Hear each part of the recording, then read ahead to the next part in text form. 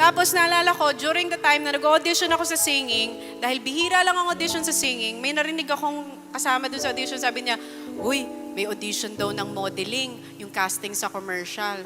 Sabi ko, ay ano yun? Hindi, pag gusto mo lumabas sa commercial, sabi ko, ay, gusto ko rin. Tapos sabi niya, may audition, so pupunta ako.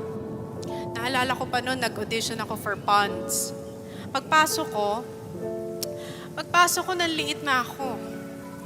Lahat mistisa. Sabi ko sa daddy, mukhang ako yung taga-kuha ng call sheet. Hindi ako papasa dito.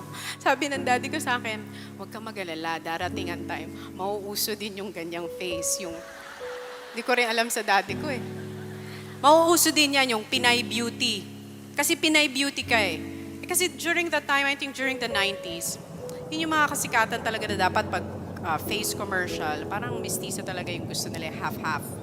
Sabi ko, paano ba to? Sabi niya, hindi, basta mauuso din niya. But true enough, 2016, I endorsed Ponds. And I remember when I got a call from Ponds, I cried. Sabi ko sa daddy, kinuha akong endorser ng Ponds. Sabi ng daddy ko, tinan mo, after 20 years.